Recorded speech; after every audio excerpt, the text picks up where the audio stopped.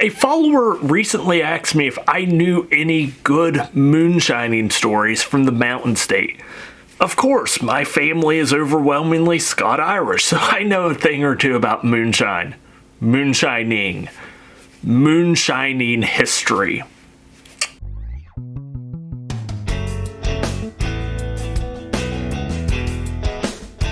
What's up, ladies and gentlemen? I'm the best Virginian. I bring you West Virginia history and travel videos from across the mountain state of West Virginia, and today we are going to do another West Virginia true crime video as I share some accounts of moonshining stories throughout the years here in West Virginia. And if that's the type of thing you're into, go ahead and hit that subscribe button. Prior to about the 1790s, the federal government had zero regulations over the production, transportation, or distribution of alcohol, because a lot of people in the very rural parts of the United States had their own stills and regularly bartered using homemade liquor. You might be wondering, why was this such a common practice? Because most people were sustenance farmers, and if they had a little bit of grain or corn left over, it was much easier to distill it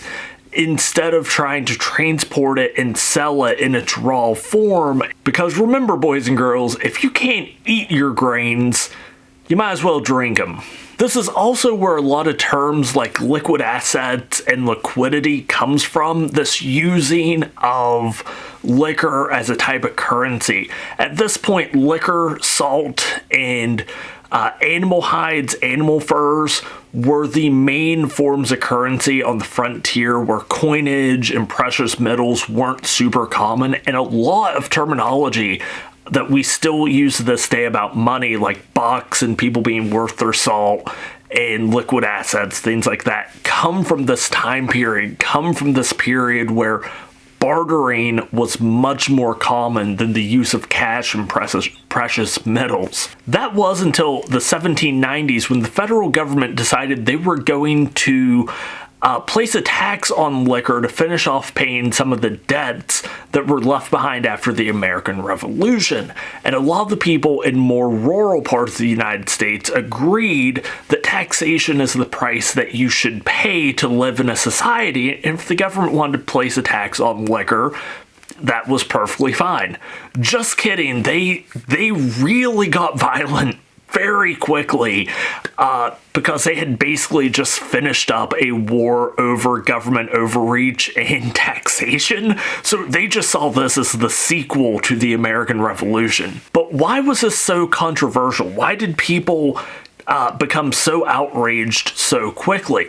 Because it was only placed on liquor and not raw grain. A lot of people in the frontier saw this as a tax that was only being placed on them, only being placed on people in more rural area. And this would kick off a series of skirmishes with tax collectors that would become known as the Whiskey Rebellion. And even though it kicked off in western Pennsylvania, it quickly spread to other areas, including what is now West Virginia. One tax collector in Morgantown was harassed so much they ended up quitting their job.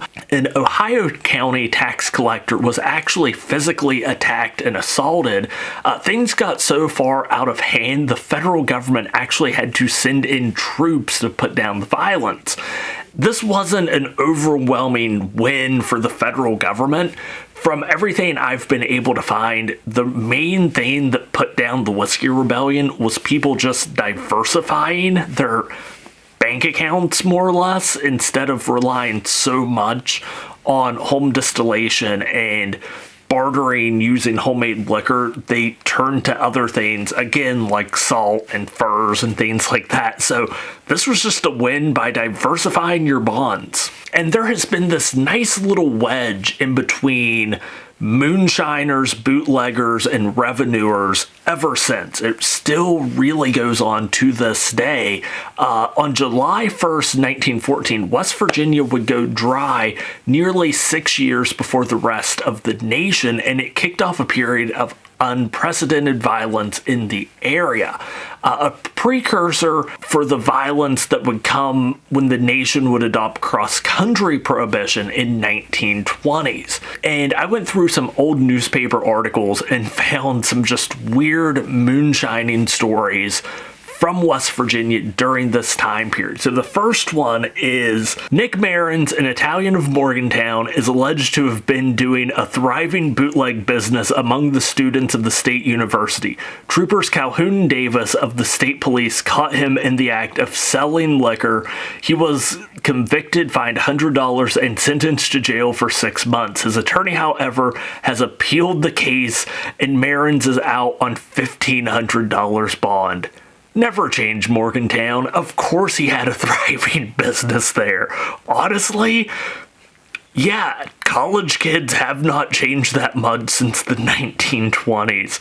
Moonshine makers use high-powered solution to put kick into brew. This one is an interesting one. Prohibition officers who made a raid on a moonshine still in the local district a few days ago found a new article being used in the manufacture of the moonshine, which it is claimed was used for the purpose of giving the stuff a kick. And from all reports, the kick was there, and about the only person who would reap any profit as a result would be the undertaker, who would eventually secure the user of the moonshine. This is where it kind of derails a little bit. Raw calcium carbide, the old high-powered stuff that was formerly used to give power to lighting automobile lamps and house lighting appliances, was used in the moonshine to make it work rapidly and to give it a kick. In order that the user might not taste or smell the carbide, it is said that several handfuls of leaf tobacco was added to give it the color and flavor that was desired. I mean, I guess adding calcium carbide to alcohol, the less pure it is, the more it will discolor it. So it was probably used in order to make sure it was pure enough of a solution, but I wouldn't drink it. And lastly, this one, I love it just because it has a connection to such a historical location here in the Ohio River Valley. Moonshine raiders capture gas packet off Blennerhassett. Yes, that Blennerhassett Island. This story is about when it was being used as a hideout for moonshiners. Parkersburg, West Virginia, May 26th. The State Prohibition Department this morning came into possession of a small river packet by confiscating in connection with the raid on a moonshine outfit that will be useful to the department in the Parkersburg Harbor, as well as for patrolling the Ohio and Little Kanawha rivers in the vicinity. Along with the seizure, the raiding party also captured a complete moonshine still and a barrel of mash, recovered from the Ohio River after the outfit had been thrown from the boat by its operator. The seized packet is a converted houseboat equipped with gasoline engine, paddle wheel, and pilot house. It is said to have been the property of Bill Sprouse, a resident of the south side of the city who was the only person on board. The capture was made at historic Blennerhassett Island, about halfway down the West Virginia side of the Ohio River, not far from the site of the Heyman Blennerhassett Mansion. Yes, if you ever tour Blennerhassett Island, there is a little bit of moonshining history connected to that location. Today, West Virginia has many thriving distilleries, breweries, and wineries owned by proud, hardworking West Virginians. Now, is commercial moonshine as good as what you would get from your cousins, friends, uncles, whatever? Honestly, I can't say. Is commercial moonshine even actually moonshine if you're producing it and selling it legally and you're paying taxes on it? Does that even qualify as moonshine?